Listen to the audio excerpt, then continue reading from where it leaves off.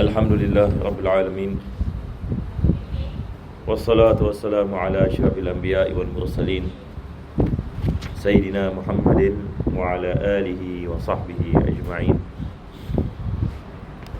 Alhamdulillah, para jemaah dirahmati Allah. Pertama dan utama sekali, kita memanjatkan kesyukuran kepada Allah dapat kita berkumpul dalam tempat yang bahagia ini untuk kita meneruskan pengajian kita dalam surah An-Nisa.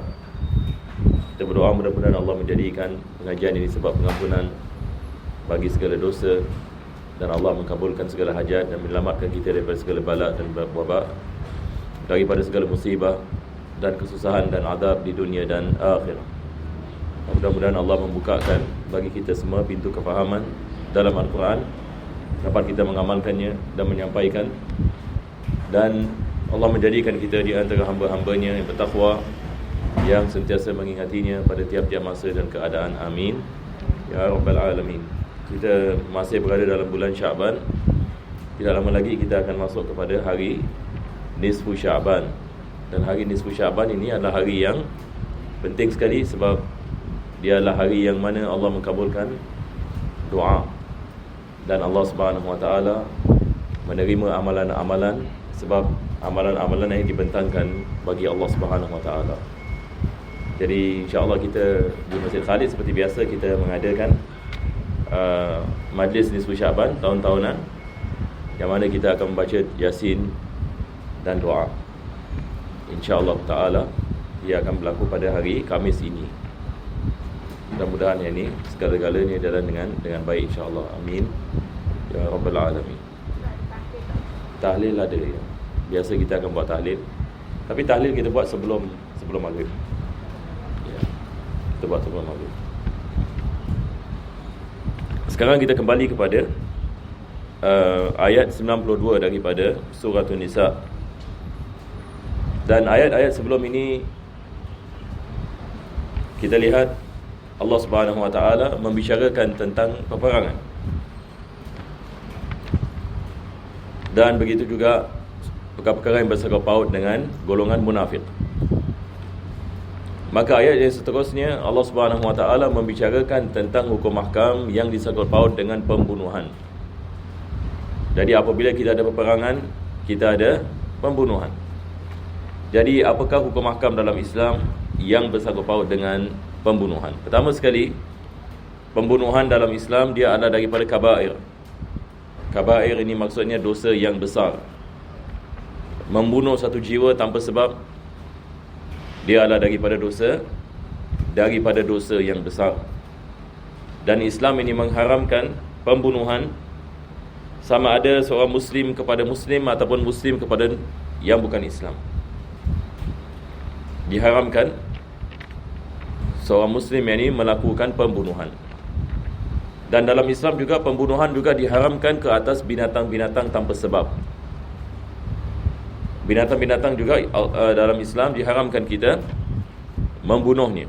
Cuma ada binatang-binatang yang dibolehkan kita membunuhnya, dan ada binatang-binatang yang tidak dibolehkan kita membunuhnya. Binatang-binatang yang boleh kita membunuhnya kalau sekiranya binatang itu membawa kepada bahaya ataupun kemudaratan. Yang ini sebagai misal tikus.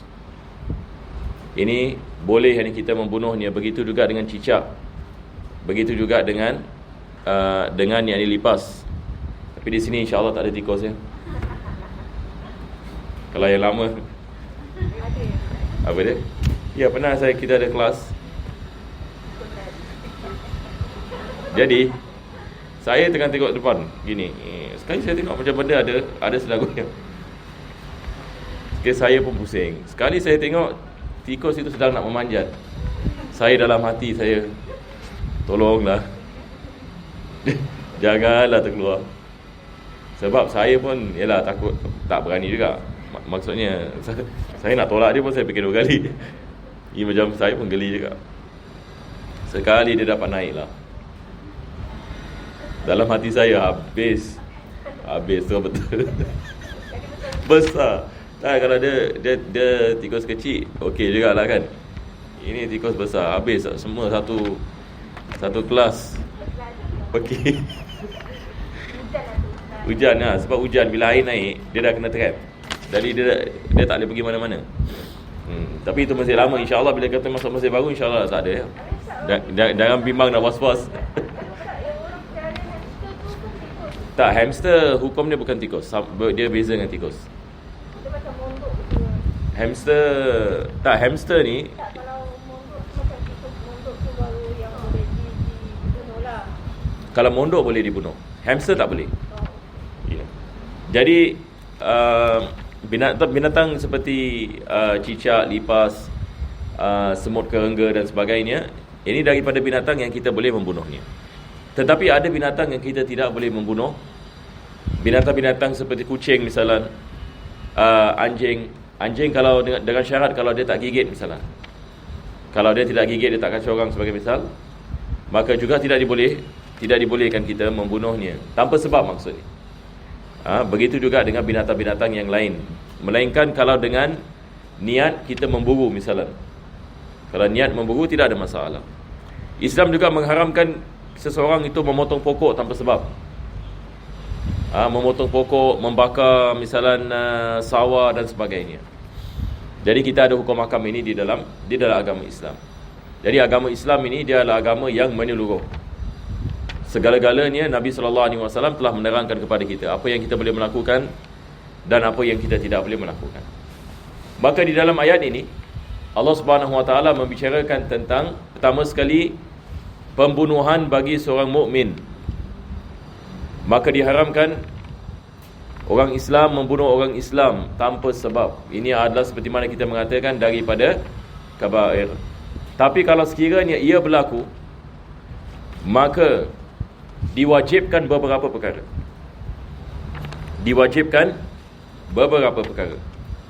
Jadi mungkin saya terangkan dulu tentang hukum ahkam sebelum kita masuk kepada ayat ini.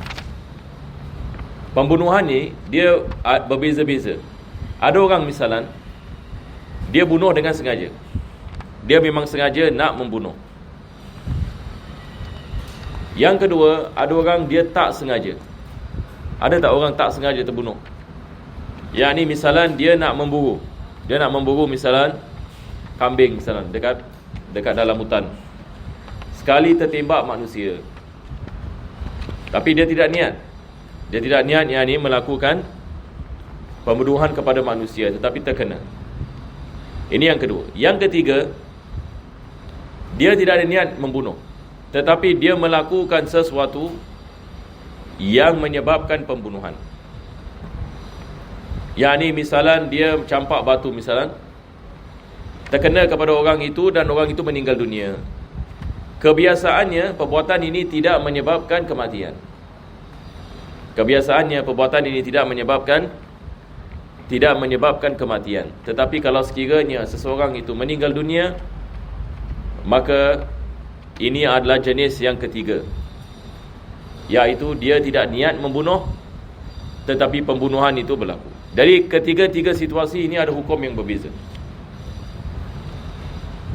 Jadi kita akan lihat ayat yang pertama ini mengatakan fa'udzubillahi minasyaitonirrajim. وَمَنْ يَقْتُلْ مُؤْمِنًا مُتَعَمِّدًا فَجَزَاؤُهُ جَهَنَّمُ خَالِدًا فِيهَا وَغَضِبَ اللَّهُ عَلَيْهِ وَلَعْنَهُ وَأَعَدَّ لَهُ عَذَابًا عَظِيمًا.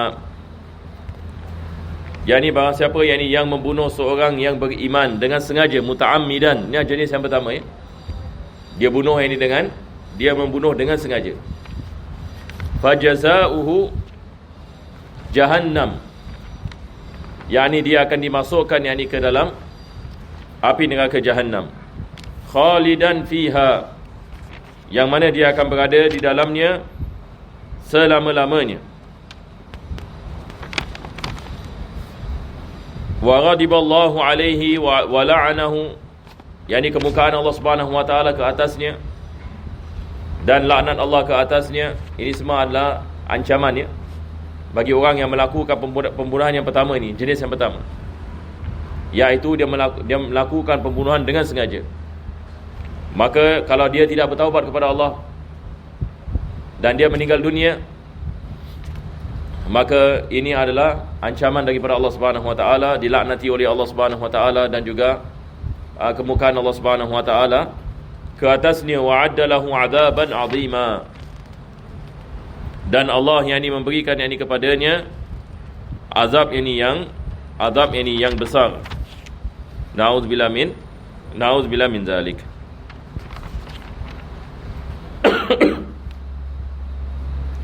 Kita di dalam Islam, apabila seorang ini melakukan pembunuhan seperti ini, kita ada hukuman yang dikenali sebagai hukuman qisas. Hukuman qisas. Apa maksudnya hukuman qisas? Satu orang kalau dia bunuh dengan sengaja, dia juga dibunuh. Kalau dia bunuh orang lain dengan sengaja, dia juga akan dibunuh. Ini kita mengatakan qisas. Qisas ini maksudnya dia mengikuti jenis yang sama. Yakni dia bunuh orang, dia dibunuh. Nampak tak? Dia mencederakan orang, dia dicederakan. Jadi dalam Islam kita ada hukuman seperti ini. Dikenali ini sebagai hukuman qisas. Kalau sekiranya dia membunuh yakni seseorang dengan tidak sengaja, apa pula jadi kepadanya? Kalau dia bunuh seorang itu dengan tidak sengaja, diwajibkan dia membayar dia.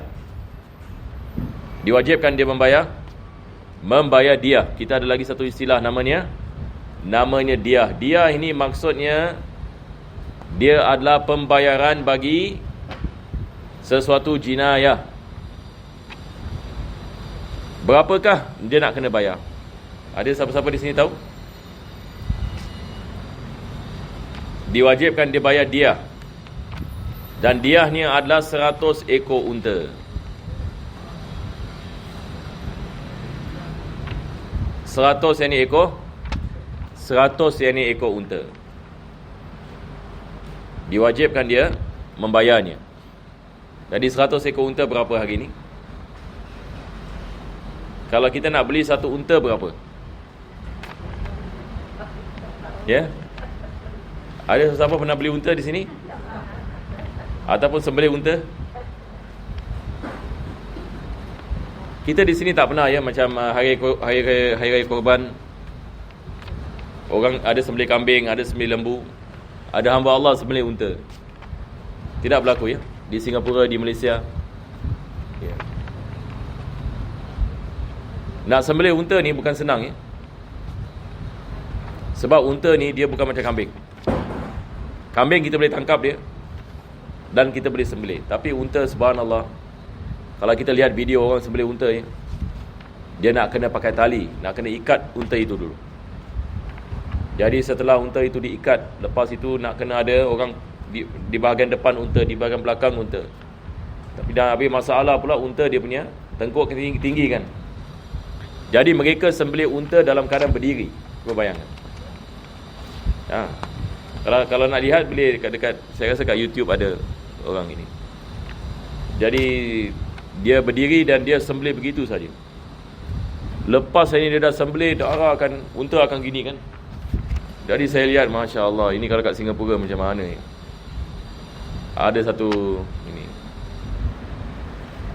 video viral sekali. Ada satu orang ini dia sembelih unta. Dia masuk ini kat tempat ini unta. Lepas itu dia bawa pisau. Dia nampak mana-mana unta, dia sembelih dia begitu. Dia dalam keadaan berjalan. Jadi dalam masa 1 minit dia dapat sembelih 10 unta. Tetapi cara dia berdarah-darah yang di tempat itu. Sebab unta ini bila dia dah kena sembelih, dia ini kan macam kambing juga. Tapi masalah ni unta ni binatang yang ni kuat. Jadi dia lari, dia langgar timbuk gini. Ala kulli hal. Jadi kita di sini kita tidak ada unta dan kita pun tidak sembelih yang ni, kita tidak melakukan sembelih yang ni pada unta. Saya pernah satu kali yang ni di Yaman yang dilihat, yang ni unta sebesar-besarnya mereka sembelih. Dan selepas itu mereka bagi-bagikan yang ni dagingnya. Jadi itu adalah yang ni perkara yang agak yang ni luar biasa yang ni bagi kita, sebab kita tak pernah lihat perkara tersebut. Jadi unta ini dia mahal ya, dia beza dengan kambing. Wallahualam, saya rasa satu unta mungkin 1,000 lebih. Dan zaman dahulu unta mahal, sebab mereka menggunakan unta dalam perjalanan. Dan begitu juga mereka susunya dan sebagainya. Jadi zaman dahulu lagi mahal. Tapi bila dah ada kereta, dah ada kenderaan dan sebagainya, dia punya price drop. Sebab hanya yang menggunakan unta, orang yang nak makan dagingnya dan juga yang ini susunya. Tapi zaman dahulu mereka menggunakan unta yang ini dalam perjalanan. Jadi orang kalau dia melakukan pembunuhan yang ini dengan tidak sengaja, diwajibkan dia bayar 100 yang ini unta. Kalau satu unta 1,000, 100 unta yang ini sikit lebih kurang berapa? 100 yang ini ribu. Ini kita mengatakan dia.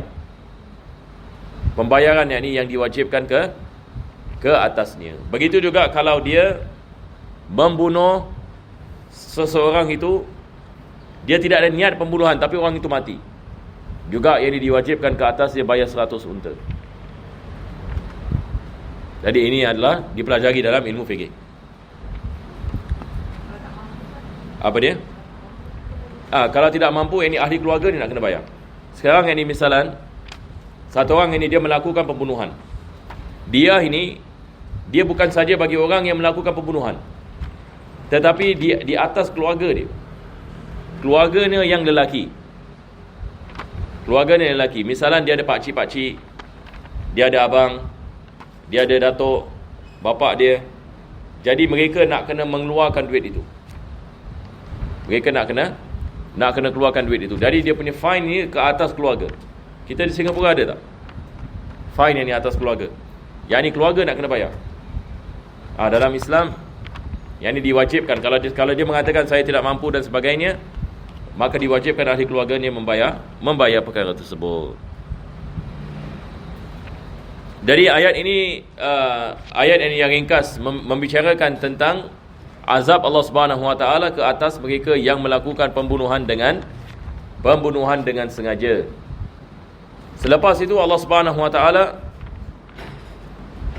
membicarakan yang ini tentang perkara yang lain, yang mana Allah mengatakan, ya ayyuhalladzina amanu idza darabtum fi sabilillah.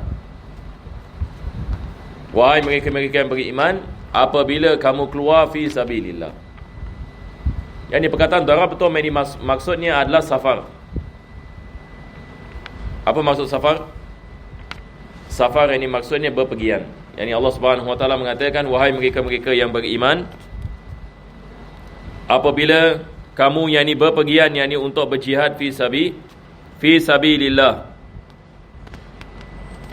maka lakukanlah fatabayyanu.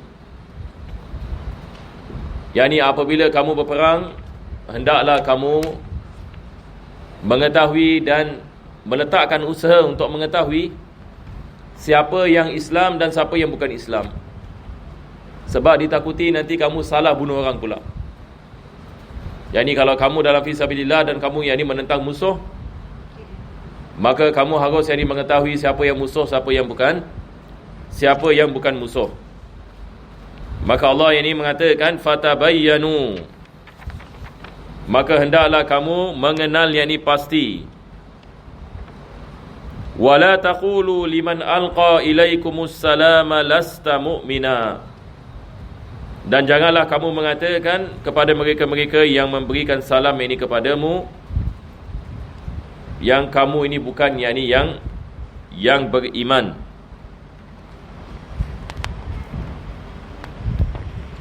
Apa maksudnya? Yakni kalau satu orang ini misalnya yang memberikan salam, kalau satu orang itu memberikan salam dan dia mengatakan dia seorang Muslim, maka janganlah kamu mengatakan orang ini sebenarnya bukan Muslim. Dia melakukan sedemikian sebab takut dibunuh. Maka Allah Subhanahu Wa Taala melarang perkara ini. Yakni kalau sekiranya kamu lihat ini seseorang itu memberikan kepada kamu salam dan dia adalah seorang Muslim, walaupun pada zahirnya, maka tidak dibolehkan kamu membunuhnya. Dan ini berlaku pada zaman Nabi sallallahu alaihi wasallam. Ada satu orang ini, dia dalam medan peperangan, apabila dia melihat dirinya akan dibunuh, dia mengucapkan kalimah syahadah. Dia mengucapkan kalimah syahadah. Jadi ada seorang sahabat ini muda, dia bunuh orang ini. Maka Nabi SAW ini dapat tahu, dan Nabi mengatakan, hal syaqaqta qalbahu, adakah engkau telah membedah dadanya? Yang ini maksudnya, adakah engkau telah mengetahui yang dia ini mengatakannya sebab ini takut ini kepada mati. Sebab sahabat itu ini dia mengatakan, ya Rasulullah, orang ini dia melakukan sebab yang ini takut yang ini kepada mati.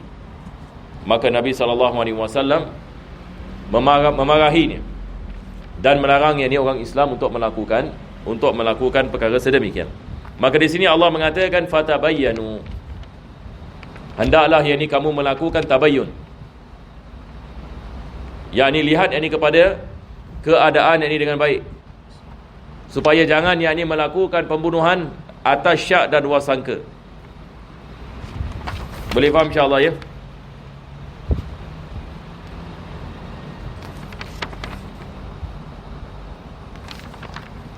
Jadi kenapa ada orang ini melakukan sedemikian?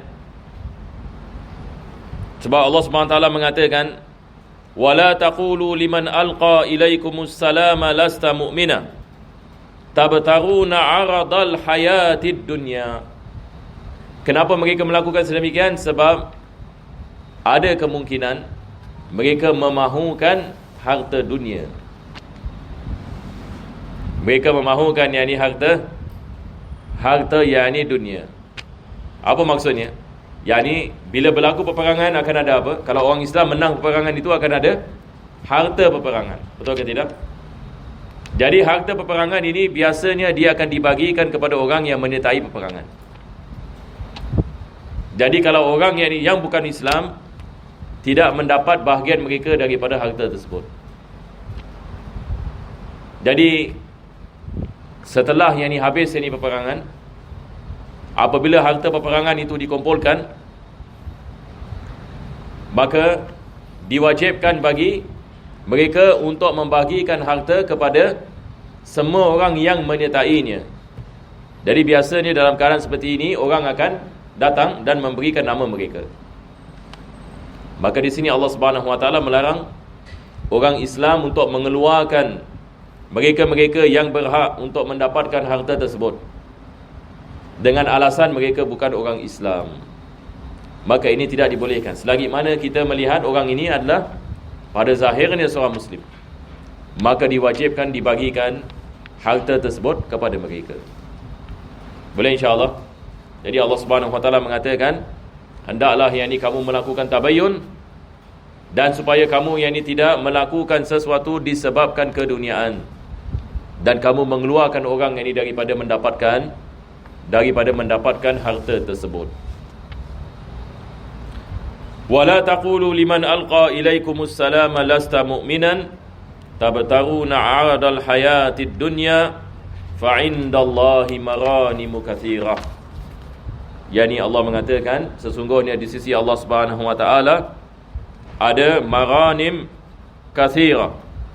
Yani ada perkara-perkara yang banyak anugerahnya daripada harta peperangan. Di sisi Allah Subhanahu Wa Taala ada pahala. Di sisi Allah Subhanahu Wa Taala ada rahmat dan barakah, yang mana Allah memberikan kepada orang yang beriman di dunia dan juga di akhirat, di dalam syurga Allah Subhanahu Wa Taala. Apabila kita mendapatkan keridaan Allah Subhanahu Wa Taala, itu lebih besar daripada keduniaan.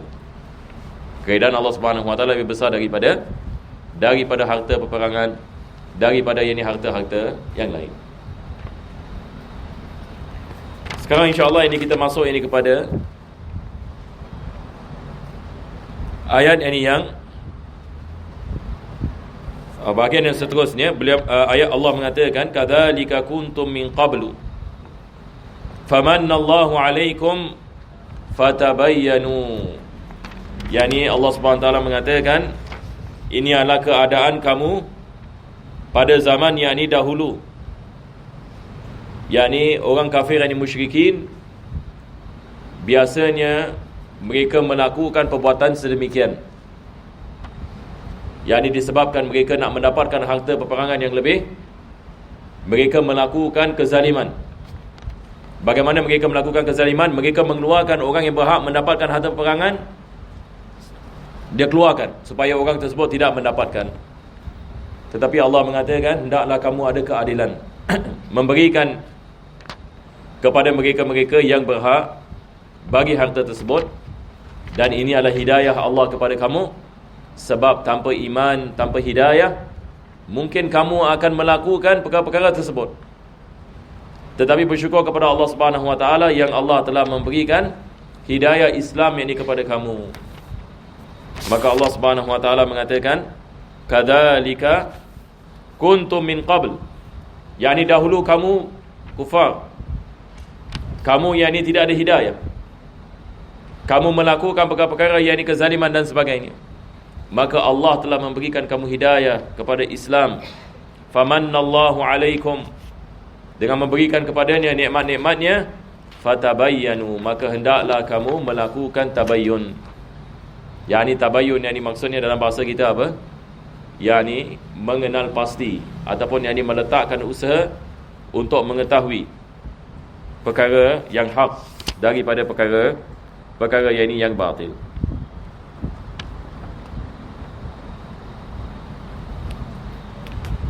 Innallaha kana bima ta'maluna khabira. Allah Subhanahu wa taala Maha mengetahui apa yang kamu mengamalkan, yakni zahir dan batin. Apa yang kita sembunyi dalam hati diketahui yakni oleh Allah. Apa yang kita melakukan dengan zahir diketahui oleh Allah Subhanahu wa taala. Sekarang baru kita masuk ini kepada ayat yang seterusnya. Ayat yang seterusnya meneruskan yakni tentang jihad fi sabilillah. Yakni ayat yang seterusnya mengatakan tak sama orang yang duduk, jadi maksudnya yang tidak berjihad fi sabilillah, dengan orang yang keluar dan berjihad fi sabilillah. Ini Allah mengatakan tidak sama. Tidak sama yakni pahalanya, ganjaran yang Allah memberikan, anugerah yang Allah memberikan kepada mereka yang keluar dan berjihad di jalan Allah Subhanahu wa taala. Kita lihat dalam Al-Quran banyak ayat tentang jihad ya. Banyak ayat dalam surah Al-Baqarah kita membicarakan tentang jihad. Dalam surah Ali Imran kita ada ayat-ayat tentang jihad. Begitu juga dalam surah An-Nisa. Jadi jihad ini dia adalah daripada perkara yang diulangi banyak kali dalam Al-Quran. Apa sebabnya? Seperti mana kita mengatakan jihad yakni dia menjaga agama. Sebab yakni kalau tidak ada orang yang menjaga agama, agama akan dimusnahkan. Seperti mana kita lihat apa yang berlaku di sebahagian negara Islam. Orang Islam dibunuh, ditindas, dan selepas itu dibiarkan dalam keadaan kefakiran, tidak ada makanan dan tidak ada minuman. Kita lihat seperti apa berlaku di Rohingya misalnya, apa berlaku di Afghanistan. Berjuta-juta yang di manusia dalam kefakiran, negara itu dimusnahkan terus. Apa yang berlaku di Iraq selama 20 tahun ini, ranap terus yang ini negeri yang di Iraq. Sedangkan negeri Iraq ini zaman dahulu dia adalah negeri yang kaya. Rakyatnya hidup ini dalam bebas, rakyatnya hidup ini dalam ini kebaikan. Begitu juga kita lihat negeri Syria. Negeri apa lagi? Ini adalah pengajaran bagi kita hari ini. Kita ada negeri yakni negeri Syria, Yaman. Apa yang berlaku kepada Yaman dan negeri-negeri yang lain seperti itu. Kita lihat sampai hari ini penduduk mereka merana disebabkan peperangan. Sekarang juga kita lihat ini peperangan ini sedang yang ini berlaku. Jadi pada tiap-tiap masa kita lihat, pada tiap-tiap zaman ada berlaku penindasan ini seperti ini. Maka di dalam Islam ini Allah Subhanahu wa taala yakni menurunkan ayat-ayat ini untuk mengajarkan kepada orang Islam kepentingan untuk mempertahankan diri mereka. Sebab kalau tidak, apa jadi? Segala-galanya menjadi kemusnahan dan umat Islam ini akan hidup ini dalam kehinaan dan sebagainya. Jadi ayat ini yang seterusnya sekali lagi membicarakan yang ini tentang kelebihan fi sabilillah. Maka Allah Subhanahu wa taala mengatakan la yastawil qa'iduna minal mu'minina ghairu ulid darari wal mujahiduna fi sabilillah. Ada dua golongan yang ini di sini. Golongan yang ini yang pertama adalah al-qa'iduna. Allah mengatakan yang duduk. Duduk apa maksud di sini? Duduk di sini maksudnya tidak keluar berjihad, ya. Bukan maksudnya duduk saja. Al-qa'idun di sini asal perkataan qa'idun maksudnya duduk. Tetapi ini peribahasa. Yang ini duduk tidak keluar yang ini kepada jihad. Minal mu'minin, daripada golongan yang ini mu'minin ghairi ulid darar, yang tidak ada keuzuran. Yang ada keuzuran. Sebab ada orang dia tak keluar sebab ada keuzurannya. Jadi orang yang duduk ini terbagi kepada dua bahagian. Bahagian yang pertama duduk sebab ada keuzuran. Keuzuran seperti apa? Misalan satu orang buta. Adakah diwajibkan yang ini dia keluar berjihad? Tidak diwajibkan. Yang ini apa sebabnya? Kita tahulah ya. Macam mana dia nak berjihad? Ataupun satu orang yang misalan dia timpang, maka tidak diwajibkan dia keluar yang ini berjihad. Ini kita mengatakan orang yang ada keuzuran. Ini ada golongan yang pertama. Golongan ini yang kedua adalah orang yang tidak ada keuzuran. Ini maksudnya dia ada kesihatan, semua syarat-syarat semua ada pada dia. Tetapi yang ini dia tidak mahu yang ini keluar fi sabilillah. Jadi di sini Allah Subhanahu wa taala yang ini dia mengatakan kepada yang ini mereka-mereka yang duduk dan tidak keluar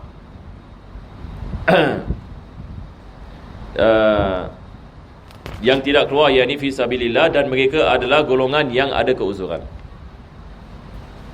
maka tidak diwajibkan jihad yakni ke atas mereka.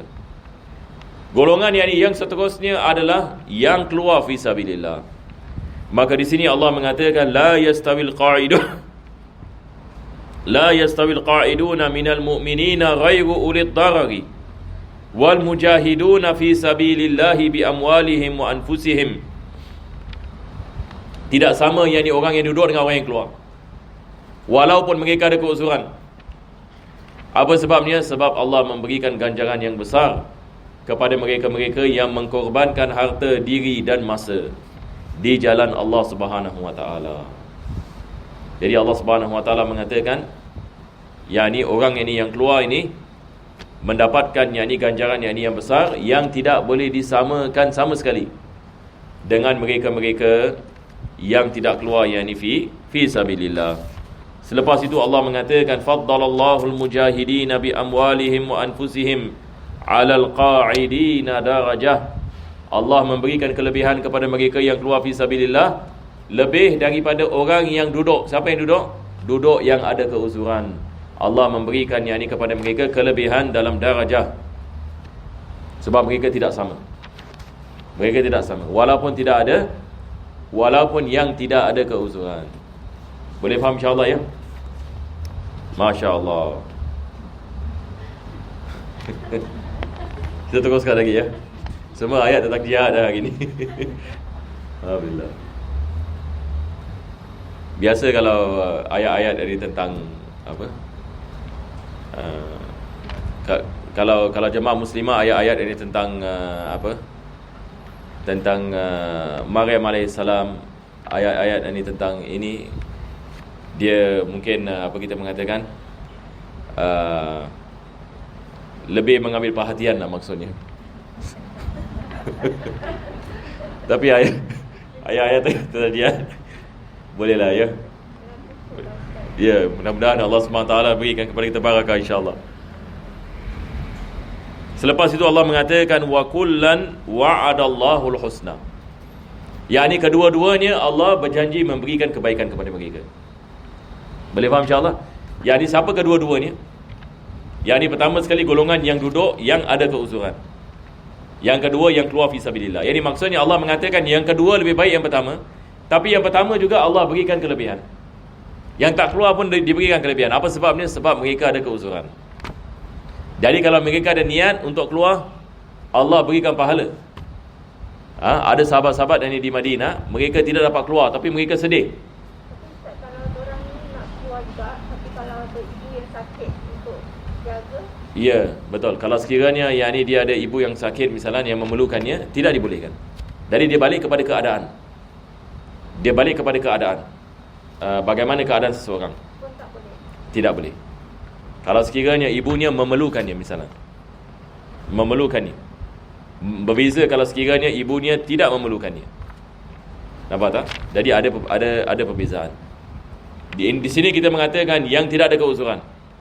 Yang diharamkan adalah kalau sekiranya dia tidak ada keuzuran sama sekali.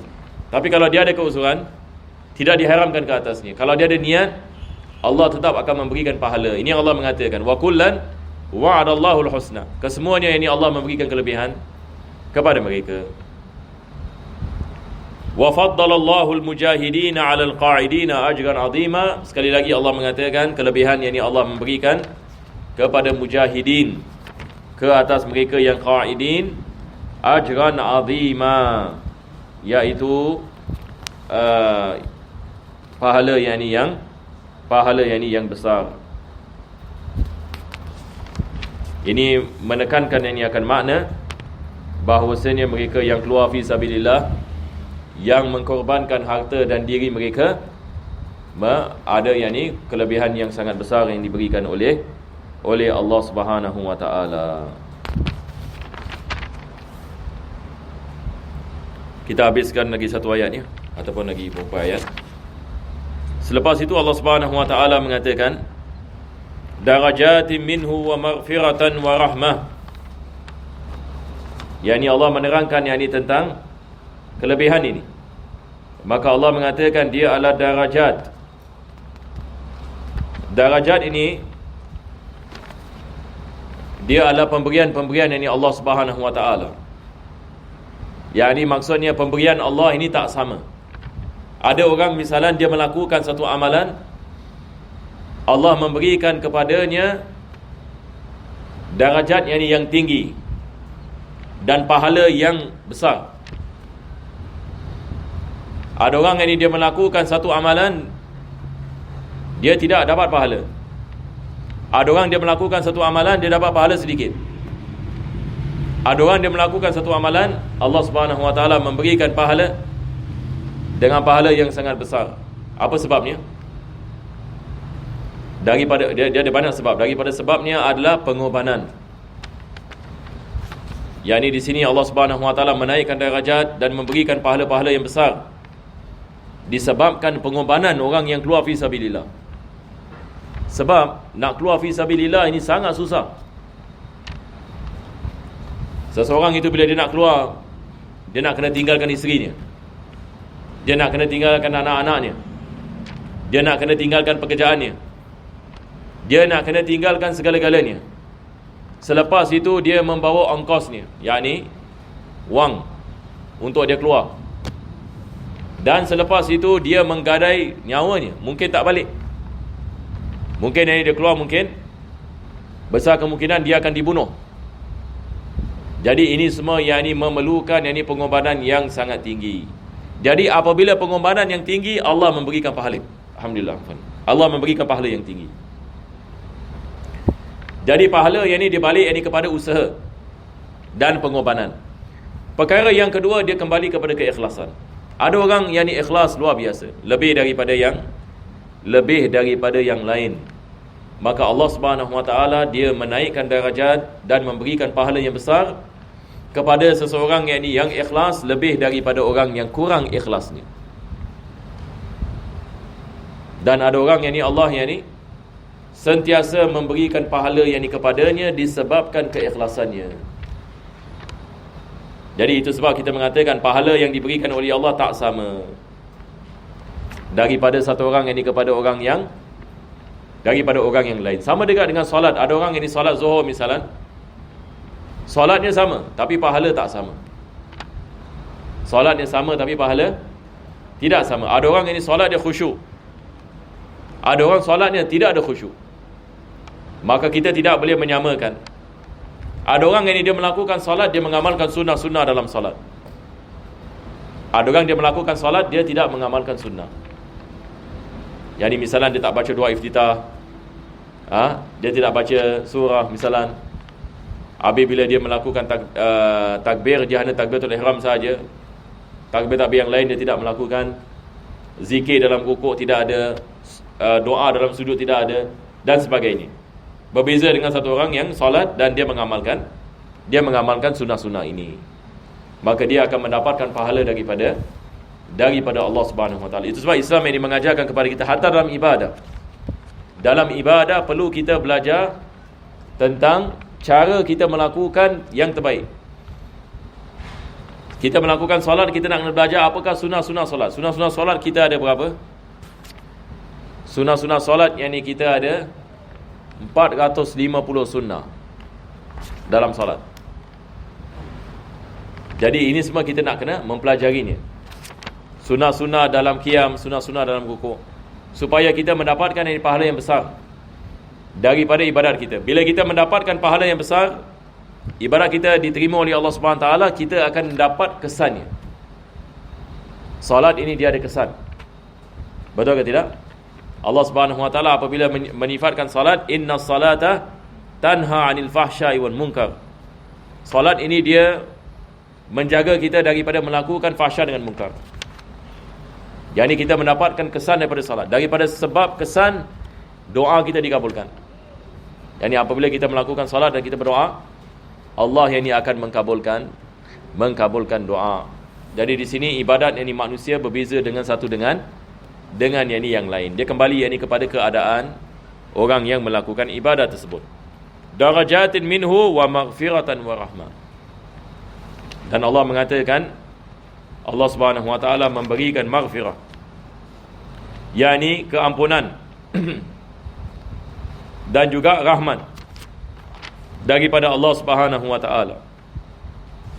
Kita ada hadis Nabi sallallahu alaihi wasallam, Nabi mengatakan, inna fil jannati mi'ata darajah a'addaha Allahu lil mujahidin fi sabilih. Nabi mengatakan di syurga nanti ada 100 darajah. Apa maksud darajah? Darajat ini macam apa? Macam kita hotel, kita ada 5 star hotel, 4 star hotel, 3 star, syurga pun ada. Jangan pula kita menyangkakan syurga semua yang ni sama, 3 star je semua. Tetapi dia berbeza-beza. Jadi pahala berbeza-beza, seperti mana kita mengatakan tadi, syurga juga berbeza-beza. Jadi Nabi mengatakan bagi mujahidin ada 100 darajah. Bagi mujahidin dalam syurga ada 100 darajah bagi mereka. Dan Nabi mengatakan di antara 2 darajah adalah perbezaan di antara langit dan bumi. Adalah perbezaan yang di antara langit dan bumi, yakni perbezaan yang ketara. Satu orang kalau dinaikkan 1 darajah, ini adalah perkara yang sangat besar. Sebab 1 darajat ini di syurga berbeza dengan darajat yang sebelumnya. Jadi kita umat Islam, bila kita membicarakan tentang syurga, juga yang ini kita harus faham, kita disunatkan untuk meminta kepada Allah Subhanahu Wa Taala. Sebab Nabi mengatakan apabila kamu minta syurga, mintalah syurga Al-Firdaus. Apa sebabnya? Sebab Firdaus yang paling atas sekali. Kalau macam sekarang ini dunia hotel, apa mereka panggil? Hotel yang paling apa? Yang paling mahal. Jadi kita ada hotel yang 2 star, kita ada hotel yang 3 star, kita ada hotel yang 4 star. Lepas tu kita ada hotel yang 5 star. Sekarang dah ada 7 star. Baru punya. Jadi orang pun mengatakan, kenapa dia namakan hotel yang 7 star? Semua hotel yang paling tinggi 5 star. Jadi orang tersebut mengatakan sebab saya nak dia sebagai 7 star. Apa tak? Ada orang ini dia buat hotel, dia letakkan sendiri dia punya apa? Dia punya ukuran 7 star. Jadi hotel ini kita lihat berbeza-beza. Ada hotel misalan satu malam ini kita tinggal, saya lihat yang paling mahal sekali, dia boleh cecah wallahu alam $100,000 satu malam. $100,000. Ada $10,000, ada $20,000. Ini semua yang bukan Faisal lagi. Ini terus dah tak ada star. Sebab orang pun dah tak tahu berapa banyak star nak kasih ni. Ada yang ni kita lihat, yang ni mahal sangat. Begitu juga dengan perumahan. Manusia berlomba-lomba yang ni mendapatkan perumahan yang paling baik. Tapi Allah mengatakan syurga itu lebih baik. Sebab dunia ni sementara. Satu orang ini harta yang ni dia tinggal 10 star punya rumah, satu hari dia akan mati. Dan dia akan meninggalkan segala-galanya. Dan hartanya akan menjadi faraid. Dan akan digebut pula yang ni oleh ahli warisnya. Tetapi apabila manusia dimasukkan ke dalam syurga, manusia akan berada dalam syurga khalidina fiha. Dia akan berada di dalamnya selama-lamanya. Dan dia tak perlu risau nak bayar bil. Dia tak perlu risau yang ni tentang penyakit ke dan sebagainya. Allah yang ni memberikan kekuatan 100 manusia, kesihatan. Tak perlu pergi tandas. Di syurga tidak ada tandas. Sebab yang ni manusia tidak akan ada kotoran yang ni pada badannya, zahir dan batin. Peluhnya bau kasturi. Cuba bayangkan, manusia di dalam syurga, peluhnya yang ni bau kasturi. Dia makan walau macam mana banyak sekalipun, tidak perlu yang ni kepada tandas dan tidak ada penyakit. Itu adalah syurga yang mana Allah menyediakan bagi mereka-mereka yang bertakwa. Mudah-mudahan Allah Subhanahu Wa Taala matikan kita dalam husnul khatimah dan mengampunkan segala dosa kita zahir dan batin. Dan mudah-mudahan Allah memasukkan kita ke dalam syurga yang tertinggi yang ni, iaitu syurga Firdaus dengan Nabi kita sallallahu alaihi wasallam. Amin ya rabbal alamin. Bismillahirrahmanirrahim. Alhamdulillahirabbil alamin. Allahumma salli wa sallim ala sayyidina Muhammad wa ala ali sayyidina Muhammad. Rabbana atina fid dunya hasanah wa fil akhirati hasanah wa qina adzabannar. Sallallahu ala sayyidina Muhammadin wa ala alihi wa sahbihi wasallam. Walhamdulillahirabbil alamin.